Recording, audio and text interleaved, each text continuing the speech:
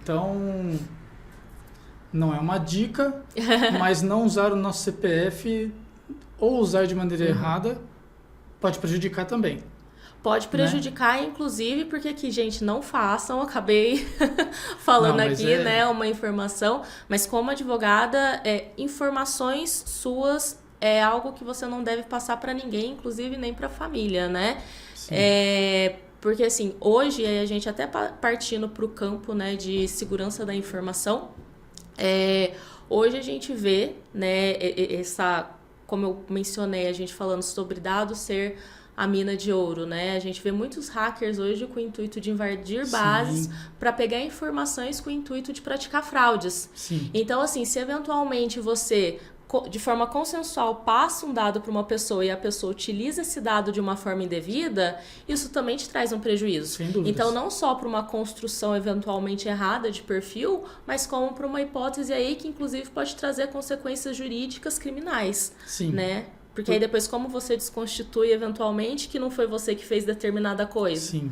Né? Por isso que a gente vê muitos casos que os golpes estão cada vez mais sofisticados. Exato. E a pessoa liga e ela passa uma quantidade de informações absurdas sobre você. Exatamente. Né? Então você fala assim, não tem como alguém saber tanto da minha vida se realmente não for um órgão ali que sabe do que está acontecendo. Né? Exato, exatamente. E aí isso está cada vez mais certeiro, né?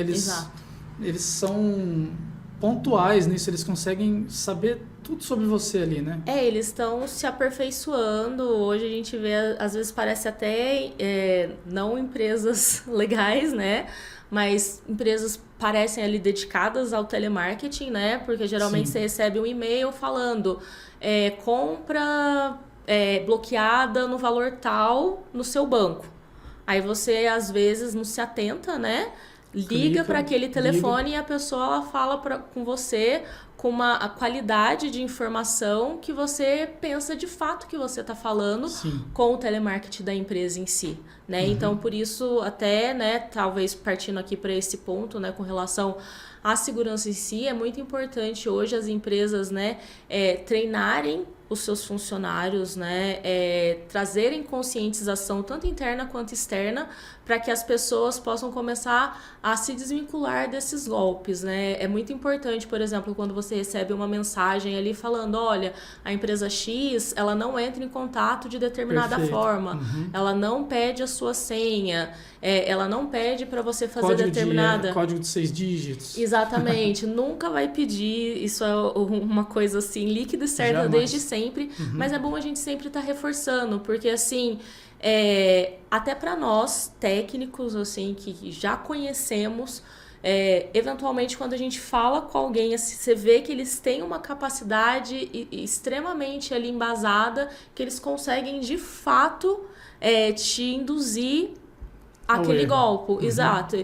Então, assim, imagina para uma pessoa que não tem um fundamento assim... Uma instrução, né? Uma instrução, exato. Realmente eu falo que hoje em dia as pessoas elas estão descobrindo que as pessoas que têm a mente maldosa para o crime, elas estão descobrindo que é muito mais fácil ela se aprimorar e tentar fazer algo no digital com Pix falso, essas coisas todas, do que sair para a rua armado, né? Exato. Então o risco dela é muito menor. Exato. E a gente ainda está caminhando, já melhoramos muito até conseguir chegar nessas pessoas, mas ainda tem muita gente por aí que ainda, né, consegue ficar de casa, de lugares, né?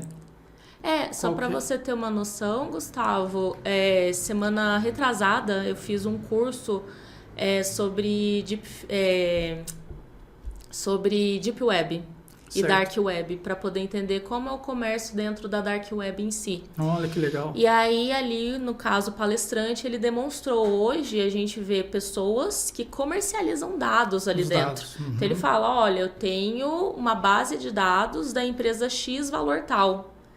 Então, assim, você não precisaria nem sair de casa, né, para poder ter acesso, exato, basta que você tenha um conhecimento técnico necessário para poder acessar ali a Dark Web, que não é uma coisa tão simples, né, então você faz esse acesso, sim, você precisa ali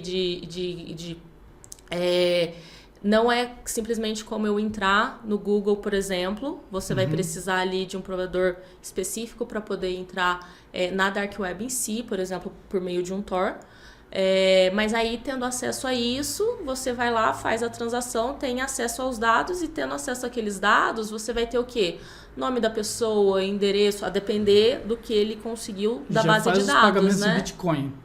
Exato. Que eu já vi que não é rastreável também. Exato. Eu já ouvi falar disso. A Dark Web acaba tendo, né, essa questão justamente pelo acesso ser anônimo. Hoje a rastreabilidade que a gente tem na Surface, que a gente fala, não é o que a gente tem na Dark Web. Na Dark Web acaba sendo acesso de forma anônima, então isso também acaba prejudicando a gente rastrear as pessoas que estão navegando ali naquele ambiente. E para além disso, né, para prejudicar mais ainda, tem esses pagamentos que são feitos ali que também dificultaria também a identificação de quem está fazendo a comercialização, de quem está comprando, né? Então acaba que dificulta a gente chegar.